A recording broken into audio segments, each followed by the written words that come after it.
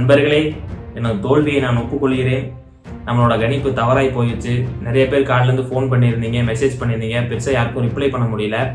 But இருந்தாலும் நம்ம நேற்றைக்கு வீடியோவில் என்ன சொல்லியிருந்தோம் அப்படின்னு பார்த்தோம்னா, டிவிகே வந்து ஏடிஎம்கேவோட ஓட்டை வந்து முழுசாக அபகரித்து ஏடிஎம்கே இப்போ இருக்கக்கூடிய ஸ்பேஸில் வந்து டிவிகே வந்து இருக்கும். டிஎம்கே வர்சஸ் டிவிகே அப்படிங்கிற மாதிரி அமையும் அப்படிங்கிற மாதிரி நம்ம சொல்லியிருந்தோம். அது வந்து டிஎம்கேக்கு வந்து சாதகமாக இருக்கும். ஏடிஎம்கேயோட ஓட் ஷேர் வந்து பிரிஞ்சிருச்சு அப்படின்னா டிஎம்கே ஈஸியாக ஆட்சி அமைச்சிடும் அப்படிங்கிற மாதிரி நம்ம பார்த்துருந்தோம். ஆனால் அந்த இடத்துல வந்து நம்மளோட கருத்து வந்து பொய்யா போச்சு. அது வந்து எனக்குமே ஷாக்காக தான் இருக்குது. இது வந்து நிறைய பேரும் வந்து சொல்லப்பட விஷயம் தான் வந்து நானும் வந்து அனலைஸ் பண்ணி சொல்லியிருந்தேன்.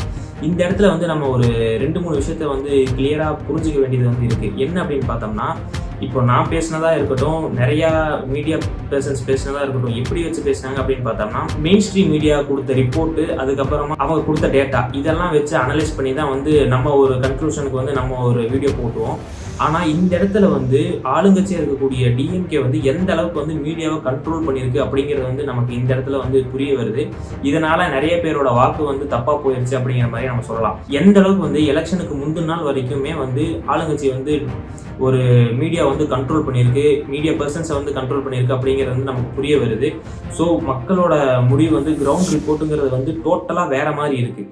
அது எக்ஸிட் போல் ரிசல்ட்டாக இருக்கலாம், எலெக்ஷனுக்கு முன்னாடி எடுத்த சென்சஸாக இருக்கலாம், இல்லை நேற்றுக்கு வரைக்கும் பேசப்பட்ட விஷயம் என்ன அப்படின்னு பார்த்தோம்னா, டிஎம்கே ஜெயிச்சிடும், டிவிகேக்கு வந்து ஒரு 10 சீட், 10லேருந்து ஒரு 20 சீட் வரும் அப்படிங்கிற மாதிரி தான் சொல்லிக்கிட்டு இருந்தாங்க.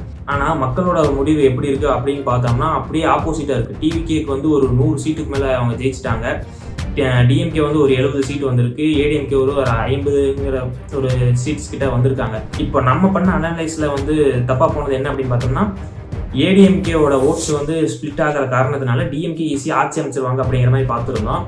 ஆனால் இங்கே பொய்த்து போனது என்ன அப்படின்னு பார்த்தோம்னா, ஏடிஎம்கே சொந்தமாகவே காலி ஆயிடுச்சு அப்படிங்கிற மாதிரி பார்க்கலாம்.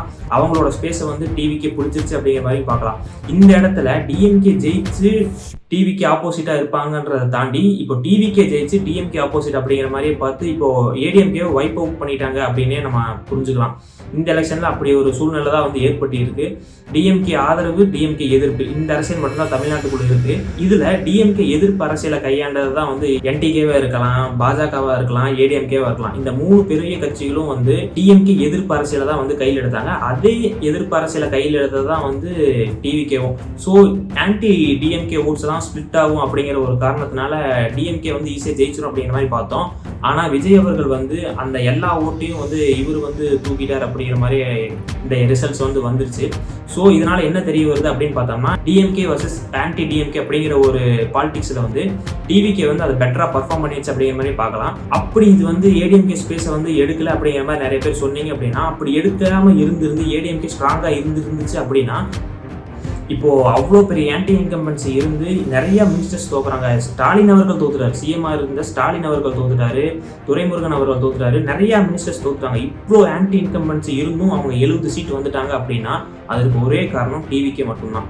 அப்படி இல்லை, ஏடிஎம்கேவோட ஸ்பேஸை வந்து அவங்க எடுக்கல, டிஎம்கே எதிர்ப்பு மட்டும் கையாண்டு இருந்தாங்க அப்படின்னா, இவங்க ஏடிஎம்கே நல்லா பெட்டராக பர்ஃபார்ம் பண்ணியிருந்தாங்க அப்படின்னா டிஎம்கேக்கு வந்து ஒரு சீட்டு கூட கிடைக்காம போயிருக்க வாய்ப்பு இருந்திருக்கு. ஏன்னா சிஎம்ஏ தோக்குறாரு, சென்னை ஃபுல்லாக வைப் அவுட் பண்ணுறாங்க டிவிகே. இப்படி இருக்கக்கூடிய சூழ்நிலையில் டிஎம்கே வந்து 70 சீட் வாங்குது அப்படின்னா அதற்கு வந்து ஒரே காரணம் வந்து டிவிகேவாக தான் இருக்க முடியும். ஏன்னா அவங்க மட்டும்தான் வந்து ஏடிஎம்கேங்கிற ஒரு போர்ஷனே வந்து தூக்கி வீசிட்டு டிஎம்கே டிவிகே அப்படிங்கிற மாதிரி ஒரு நெரேட்டிவை செட் பண்ணி அதில் ஒர்க் பண்ணி இப்போ அதையும் வந்து வென்றுட்டாங்க. இப்போ தமிழ்நாட்டுக்குள்ள இருக்கக்கூடிய அரசியல் வந்து அதே தான். டிஎம்கே எதிர்ப்புங்கிற அரசியல் தான் இப்போ தமிழ்நாட்டில் இருக்கு.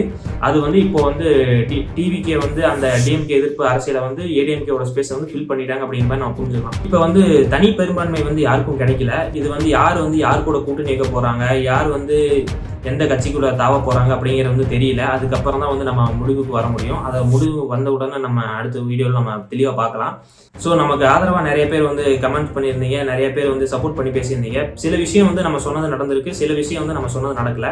நம்ம சொன்னதுல வந்து என்ன நடந்திருக்கு அப்படின்னு பார்த்தோம்னா, ஏடிஎம்கே வந்து காலி செஞ்சுட்டாங்க டிவிகே. இப்போ டிஎம்கே வந்து இந்த அளவுக்கு ஓட்டு வாங்கியிருக்கு அப்படின்னா அதுக்கு காரணம் டிவிகே அப்படிங்கிற மாதிரி தான் நான் பார்க்குறேன். நம்ம சொன்னதுல பொய்த்து போன விஷயம் என்ன அப்படின்னு பார்த்தோம்னா, நம்ம வந்து டிஎம்கே ஜெயிச்சுட்டு டிவிகே ஆப்போசிட் ஆப்போசிட்டாக இருக்குன்ற மாதிரி நம்ம சொல்லியிருந்தோம்.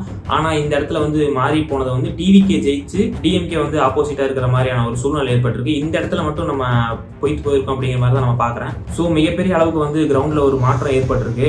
அடுத்த 5 வருஷம் வந்து விஜய் அவர்கள் வந்து எப்படி ஆட்சி நடத்த போறாரு, இல்லை விஜய் அவர்கள் தான் ஆட்சியை பிடிப்பாரா, இல்லை கூட்டணி எப்படி மாறும், ஏடிஎம்கே டிஎம்கே இது திடீர்னு கூட்டணி வைப்பாங்களா அப்படிங்கிறது நம்ம பொறுத்திருந்து பார்க்கலாம்.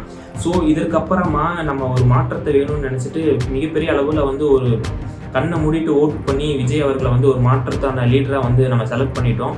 அடுத்ததாக வந்து விஜய் அவர்கள் சில தப்பு செய்யும் போதும் மித்த டிவிகே தலைவர்கள் தப்பு செய்யும் போதும் நம்ம வந்து அதை நம்ம தலைவர் நம்ம தளபதின்ற மாதிரி நிறைய பேர் வந்து நம்ம சப்போர்ட் பண்ணாமல் அவங்க செய்யக்கூடிய ஒன்ஸ் பவருக்கு வந்துட்டாங்கன்னா அவங்க செய்கிற தப்பையும் வந்து நம்ம சுட்டி காட்ட வேண்டிய கடமை நமக்கு இருக்குது. அந்த பணியை வந்து நம்ம தொடர்ச்சியாக செய்வோம். இதற்கப்புறமா டிவிகே சார்பாகவும் சரி, டிஎம்கே சார்பாகவும் சரி, ஏடிஎம்கே சார்பாகவும் சரி, எந்த தப்பு நடந்தாலும் அதுக்கான குரலை வந்து நம்ம கண்டிப்பாக கொடுத்துட்டே இருப்போம். தொடர்ச்சியாக நம்ம வீடியோ பார்த்து நமக்கு சப்போர்ட் பண்ணுங்கள். நன்றி.